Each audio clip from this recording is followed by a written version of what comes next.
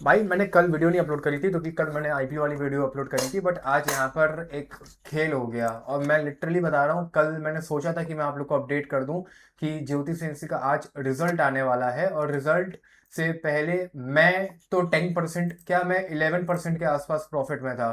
But मैंने सोचा कि चलो देखते हैं, रिजल्ट अच्छा आने की उम्मीदें थी। अच्छा आया भी, उतना खराब नहीं आया जितना खराब आज कंपनी यहाँ पर गिर गई। ऑल्दो मैंने तो एसएल लगा रखा था, तो मैं तो ब्रेक इवन पर निकल गया। मुझे लॉस नहीं हुआ, मैं रिपीट कर रहा हूँ, मैं ब्रेक इवन पर निकल गया। बट मुझे प्रॉफिट भी नहीं हुआ, और कल तक मुझे यार 14,000 रुपये का प्रॉफिट हो रहा था। बट अब देखो रिजल्ट की, अगर आप मुझसे बात करो यहाँ पे, तो रिजल्ट कोई खराब नहीं आया है। रिजल्ट 87 करोड़ के आसपास का आया था। ईयर ऑन ईयर बेसिस पे ग्रोथ है देखने के लिए।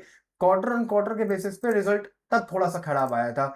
बट यार मैं एक चीज यहाँ पर हर कंपनी के लिए कहना चाहूंगा, क्वार्टर ऑन क्वार्टर के बेसिस पे आप किसी कंपनी को जज नहीं कर सकते। किसी भी कंपनी को हो सकता है उस क्वार्टर में उस कंपनी को ना ऑर्डर आए हो, उससे ये मतलब नहीं होता है कि कंपनी खराब हो गई। और दूसरी बात है, मैं इसीलिए कहता हूँ रिटेल जितना दूर रहे उतना बढ़िया है। यहाँ 20% की होल्डिंग रिटेलर उसके पास में थी, हल्का सा ऊपर नीचे आया, रिटेलर माल बेचना शुरू कर देता है। मतलब इतना कैसे पागल हो सकता है रिटेलर। मतलब रिजल्ट यहाँ अनाउंस हुआ, और यहीं पे अगर मान लो रिटेलर ना होता, कोई एफआईआई या डीआई के पास माल होता, तो ये नहीं करता, तो ये नहीं करता।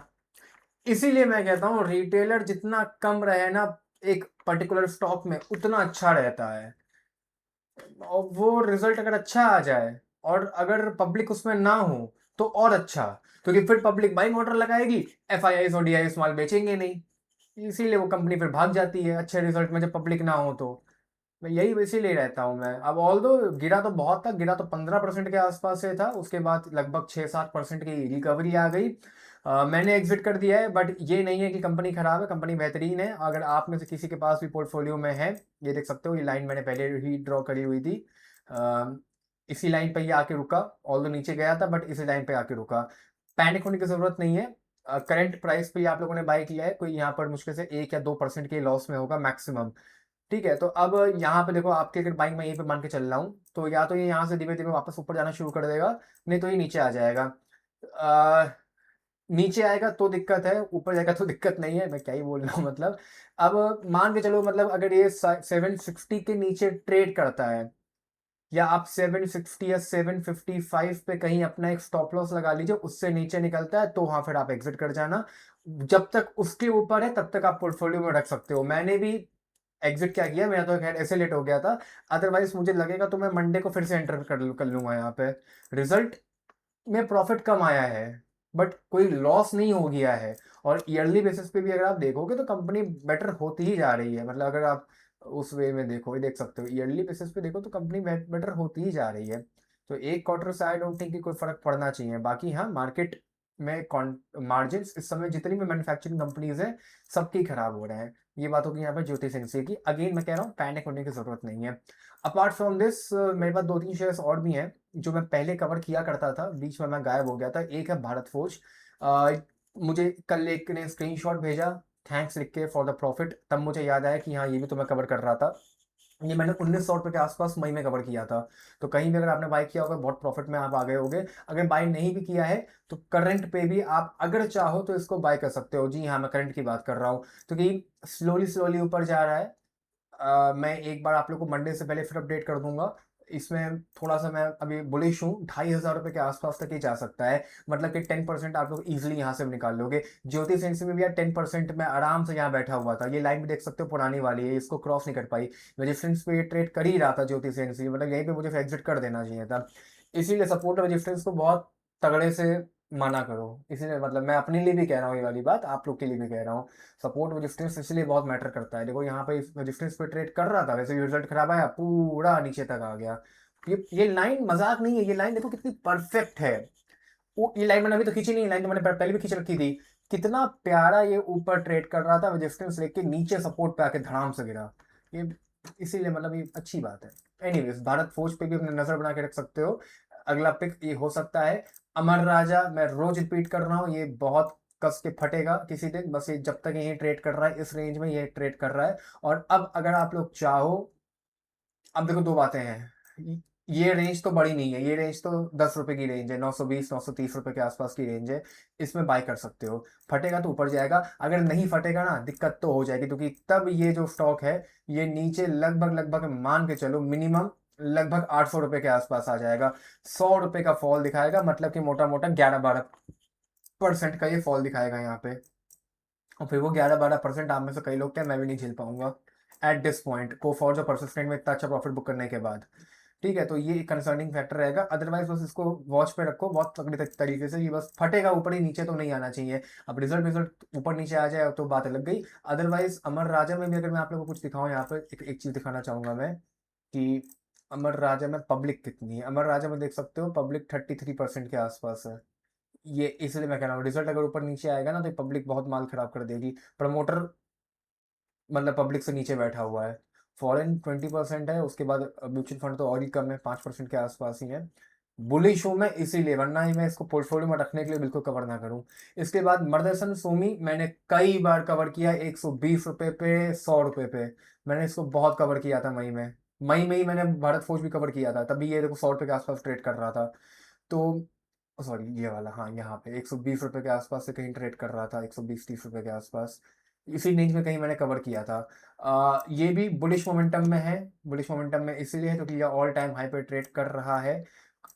ऑल दो लेना मत अभी, ठीक है, लेना मत। आज ही ये 8% के आसपास भागा है। अगर एक आध दिनों में ही नीचे कहीं आता है मान लो 150 रुपये के आसपास, तो इसमें एंट्री आप बना सकते हो। अदरवाइज तब तक के लिए इसको अवॉइड करो। इसके बाद ये अपार इंडस्ट्रीज में भी मैं इसको भी मैंने कवर आई थिंक किया था कि नहीं किया था, पहले तो मैंने किया था 11-12 हज़ार पे, कई लोगों ने लिया भी था। इसमें कई जिनके पास पोर्टफोलियो में पड़ा है वो पैनिक मत हो, वो प्रॉफिट बुकिंग का यहाँ पर ट्राई कर सकते हो। अदरवाइज अगर इसको क्रॉस करता है, टू बी एग्जैक्ट अगर मैं बताऊं, अगर मान लो ये 16,800 रुपये के ऊपर ट्रेड करना शुरू कर देता है और ट्रेड करके एक दिन क्लोजिंग दे जाता है, तो जो बुलिश मोमेंटम है वो बरकरार रहेगा और फिर हम लोग यहीं पे एंट्री बना लेंगे। ज्यादा नहीं, थोड़ा बहुत शेयर्स आप लोग ले सकते हो। 16,800 रुपये, 17,000 रुपये का शेयर है तो कितने ही आप ले लोगे, बट इसमें आप फिर एंट्री यहाँ पर बना पाओगे, उस हिसाब से वो ऊपर की तरफ ही फटेगा। ठीक है, तो इसमें भी नजर बना के रख सकते हो। बाकी ग्लेनमार्क मैं 2-3 बार कवर कर चुका हूँ, मैं फिर से इसको कवर कर रहा हूँ। मोमेंटम में है, 2,500 रुपये के आसपास इजीली जा सकता है। 2,500 2400 रुपये के आसपास से इजीली जा सकता है, बहुत इजी। ठीक है, मतलब अगर मैं इसको वो भी दिखाना चाहूँ, मैं रोज इसको बोल रहा हूँ, इसको हालांकि मत बाय करना। पहले अमर राजा, अपार और भारत फोर्ज बाय कर लेना। ग्लेनमार्क को रैंकिंग में थोड़ा नीचे रखना। ठीक है, अदरवाइज ये भी मोमेंटम में ही है, नीचे बढ़िया ये भी ट्रेड कर रहा है। डिक्सन की मैं बात करूं, डिक्सन में मैं खुद एंट्री लेने की सोच रहा हूँ। रेजिस्टेंस पे ये बैठा हुआ है 14,000 14,500 रुपये के आसपास। देख सकते हो कितना बढ़िया यू पैटर्न बना, यू पैटर्न के बाद एक छोटा यू बना, और छोटा यू बनने के बाद अब या तो ये नीचे गिरेगा, जिसकी चांसेस मुझे बहुत कम लग रही है। ऑल दो रिजल्ट अगर आता है, रिजल्ट तो हालांकि इसका आ चुका है, जहाँ तक मुझे याद है डिक्सन का तो रिजल्ट आ गया था। डिक्सन का रिजल्ट कब आया था? डिक्सन का रिजल्ट हाँ पिछले हफ्ते आ चुका है। प्रॉफिट ट्रिपल हो चुका है भाई पिछले हफ्ते। उसके बाद एक सकते हो बढ़िया मोमेंटम बना रहा है, ये ऊपर की तरफ फटेगा।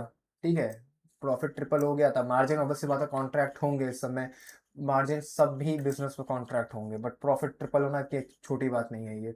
तो ये मुझे लगता है कि बुलिश बहुत कस गया है, क्योंकि यू पैटर्न बन गया बड़ा वाला, तो छोटा यू भी बन गया है। तो 14,000 14,500 मतलब 14,500 के ऊपर अगर क्लोजिंग ये देता है, ये जो लाइन खींची हुई है मैंने, 14,400 रुपये के ऊपर क्लोजिंग देता है, तो इसमें भी फिर आप एंट्री ले पाओगे। ठीक है, ये बात भी हो गई यहाँ पर इसको लेके। बाकी अमर राजा वगैरह हो गया। पेडीलाइट भी मैंने कवर किया था। पेडीलाइट भी आप में से कुछ लोगों ने मुझसे पूछा था, उसके बाद मुझे भी वो बेहतरीन लगा था, तो वो पेडीलाइट भी हो गया। बाकी बाकी बाकी पोर्टफोलियो में छोटा सा अपडेट है। पोर्टफोलियो में जो एंजल वन और बीएससी, ये दो स्टॉक्स हैं, लोगों को थोड़ा परेशान करे हुए हैं। देखो कैपिटल मार्केट थोड़ी सी अंडर प्रेशर में है, बट इसमें पैनिक मत हो। ज्योति सिंह में पैनिक होना बनता था, इसमें पैनिक होना नहीं बनता है, खासकर बीएससी में। बीएससी का तो मार्जिन वाइडन हुआ है यार, ये बस अंडर प्रेशर में है इसलिए नहीं चल रहा है, अदरवाइज कैपिटल मार्केट वापस से अंडर वैल्यूड हो रही है। और ये जब जब मैंने बोला है उसके बाद तब तब कैपिटल मार्केट चली है। अब तो मैं कितनी बार प्रूफ करूँ एक ही बात को। बाकी हाँ 290 पे ही इसका सपोर्ट है, ये सपोर्ट पे ही बैठा हुआ है, नीचे नहीं आना चाहिए। नीचे आएगा अगर तो बातें अलग रहती हैं। ठीक है, यहीं कहीं पर है, वो उसी पे ट्रेड कर रहा है। एक दो दिन और वेट करते हैं, अगर नीचे निकलता है by chance, if in any case, तो मैं बताऊंगा क्या करना है, अदरवाइज इसमें पैनिक मत करो। And same goes for BSc also. बाकी वारी में आप लोगों ने एंट्री ले ही ली थी, वारी का क्या ही कहना। वारी के अलावा ब्रिगेड, ब्रिगेड में भी कोई पैनिक होने वाली बात नहीं है, ब्रिगेड भी चलने के मूड में आ ही रहा है धीमे धीमे। बस सस्ते मतलब अगर देखो तो इधर लगभग कितना मोटा मोटा मान के चलो कि 3 महीने से एक ही लेवल पर ट्रेड कर रहा है, तो ये भी बुलिश हो ही रहा है। बाकी यहाँ पर और कोई अपडेट नहीं है। आई थिंक आप लोगों ने इस आईपीओ में अप्लाई कर ही दिया होगा, 5 बज चुका है तो डेटा फाइनल हो चुका है। यहाँ पर 37 टाइम्स के आसपास ये एड्री इंडिया का जो आईपीओ था ये क्लोज हो चुका है, 37 टाइम्स के आसपास ऊपर सब्सक्राइब हुआ है रिटेल कैटेगरी में। मतलब कि आप लोग की जो अलॉटमेंट है वो मोटा मोटा बता दे रहा हूँ, वो लगभग 2.5% के आसपास की है। सब्सक्रिप्शन कम देखने को मिला यहाँ पे। जैसे भी एमबी इलेक्ट्रोप्लास का जो आईपीओ आया था, वहां पे रिटेल कैटेगरी में 170 गुना के आसपास आईपीओ सब्सक्राइब हुआ था। ऑल्दो उसका चलिए एक रीजन था कि आईपीओ थोड़ा छोटा था, बट अगेन कोई बहुत छोटा नहीं था।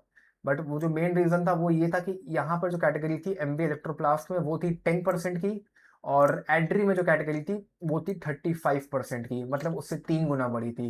तो इसीलिए ये बात जब मैंने नोटिस करी तो सोचा कि ये भी क्लैरिफाई कर दूं। सब्सक्रिप्शन थोड़ा कम आया, बट उतना भी कम नहीं आया जितना मैंने आज सुबह की रील में मैंने बोला था, क्योंकि मैंने सोचा कि एक बार पूरा चेकआउट करूं कि क्यों कम आ रहा है, तो इसलिए थोड़ा सा यहाँ पर एक कम था। बट अगेन अगर आप वैसे ओवरऑल यहाँ पर देखो तो सब्सक्रिप्शन बेहतरीन रहा। क्यूआईबी ने 200 गुना के आसपास ओवर सब्सक्राइब कर दिया, जो कि बहुत बढ़िया है। मतलब अगर वैसे सोचो तो क्यूआईबी ने अच्छा खासा सब्सक्राइब किया है यहाँ पे। रिटेल में 37 टाइम्स के आसपास हुआ है, और हो सकता था बट कोई बात नहीं। जीएमपी यहाँ पर वापस से एक्टिवेट हो चुकी है, 25% के आसपास आ चुकी है। और लिफ्टिंग अब यहाँ पर बहुत ज़्यादा खराब देखने को आप लोग को नहीं मिलेगी, डिसेंट ही देखने को मिलेगी। ठीक है, तो इसमें अगेन पैनिक नहीं होना है। 3,500 रुपये के आसपास का प्रॉफिट यहाँ पर बनता हुआ नजर आएगा। अब अलॉटमेंट यहाँ पर आएगी मंडे को, तो मंडे से पहले तो यहाँ पर कुछ होने वाला है नहीं। देख सकते हो 10 तारीख मंडे को अलॉटमेंट यहाँ पर आएगी। तब तक के लिए बाय, टेक केयर। कोई भी अगर डाउट हो नीचे मुझसे पूछ सकते हो, मैं रिप्लाई कर दूंगा। और नए अच्छे स्टॉक्स अगर कोई कमेंट करना चाहे तो कमेंट कर सकता है। Bye, take care, love you all.